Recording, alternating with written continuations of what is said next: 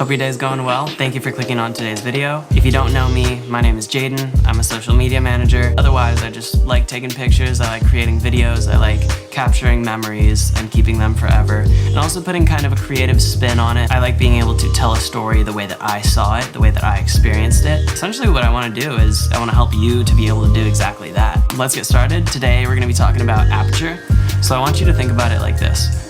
Aperture is the opening of the lens on the camera, right? It lets in more or less light depending on if it's more open or if it's more closed. The aperture is basically like the pupil in your eye. So it gets smaller to let in less light when it's really bright out. Whereas when it's darker out, you want to let in as much light as possible, and your pupil gets bigger. So on a camera, if you need more light, you're going to open up your aperture. Remember, by the way, that is a lower number on the aperture. So right now, I have it at 2.8. It's wide open. That's as wide as this aperture gets. So that's number one. Basically, it controls light. It's one of your three tools. You have ISO, you have aperture, and you have shutter speed. All those three pieces kind of work in tandem to do what you want with light. They let in more light or less light depending on how you tweak those numbers.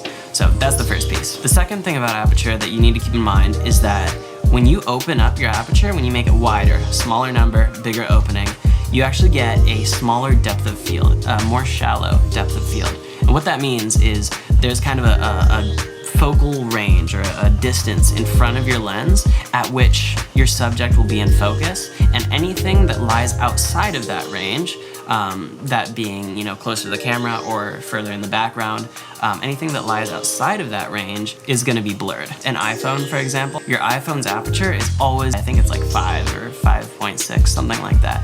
And what that means is when you take a photo with an iPhone at, aperture f5 or 6 or whatever it is, that depth of field is very large. Not only is your subject going to be in focus when you take a photo, but also the mountains in the background. So for example, like this photo here, this was taken at like aperture like f11 or something. And so that makes the depth of field so large that everything is in focus because that range is so big.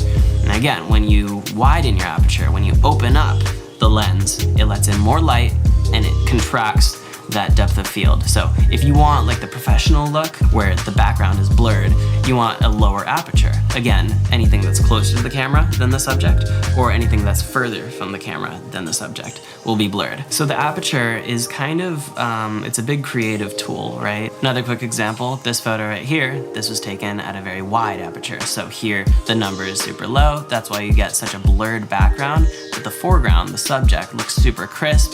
There's that harsh kind of like outline that really separates them from the background and draws out, pulls out your subject. So if you want to draw attention to a particular thing in your shot, you probably want a more wide aperture. So this kind of allows, of course, for some storytelling, some sort of artist input, I suppose. Behind the camera, you get to decide how you want the scene to look, if you want it to be blurry or if you want everything to be in focus. And that's kind of what aperture is all about, is like, do I want anything blurred? Do I want the background blurred, the foreground blurred, or do I just want everything in focus? And of course, there's kind of a gradient to that. It's not black or white. You get to choose kind of in between to what extent do you want it to be blurred or in focus, depending on what you're trying to achieve, and also depending on the lighting circumstances around you. But again, all these things kind of work together in tandem, and it's a balance. And that's why taking photos, at least if you're not doing it on auto, if you're taking photos with manual camera settings, you need to understand all these three components. And you might be like, oh, Jaden, like, why are you talking about shutter speed and ISO? Like, we don't even know what those are. And if you don't, there's plenty of videos on YouTube. There will be some on this channel. I will be making some videos on those things. For now, today, we're just gonna talk about aperture, but we will combine all those things, and I will make a video kind of in the field showing how all those things work together in tandem, like I've said. Another thing that's super, super important to understand about aperture is that if you get closer to your subject and you have a wide open aperture, the background is going to be more blurry than it would have been if you were further from your subject. So if you're far from your subject, like if they're basically, at the base of like some mountain or something, the mountain's going to be in focus and they're going to be in focus. But if you get really close to your subject and then the mountain's really far in the back, it's going to really, really blur the mountains, and your subject, of course, is going to be crisp. But the more that you kind of get closer to your subject and make your background further from your subject, you're going to get an enhanced effect.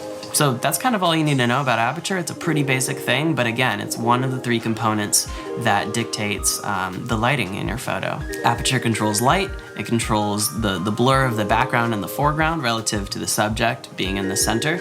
Really important that you understand this, and we will talk about shutter speed, we will talk about ISO, but for now, that's it. If you learned something new, please drop a like. It means a ton to me. If you want to learn more, I will be rolling out new videos in the future. Again, this is just the first one. We're just getting started here, so subscribe, hit that bell if you want to be notified whenever I post. They will be coming out probably weekly. I'm hoping to do this. I also want to hear what you guys want from me. Like, what do you want to learn? If there's anything that you'd like to learn that you feel like isn't explained very well, perhaps on YouTube or wherever else, or just if you want to learn it from me, please let me know. Drop a comment. I'm happy to make videos based on what people want. That's what I'm here to do.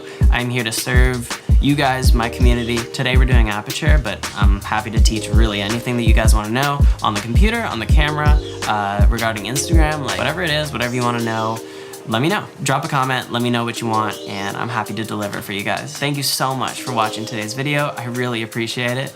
I love this stuff, and this is only the beginning. I'm so excited for the journey that we're on. I want to support each and every one of you as though I was supporting myself back when I was getting started, because I know how daunting it can be to pick up a camera and try working it. I really, really appreciate your time. Thank you so much for watching today's video, and I'll catch you in the next one.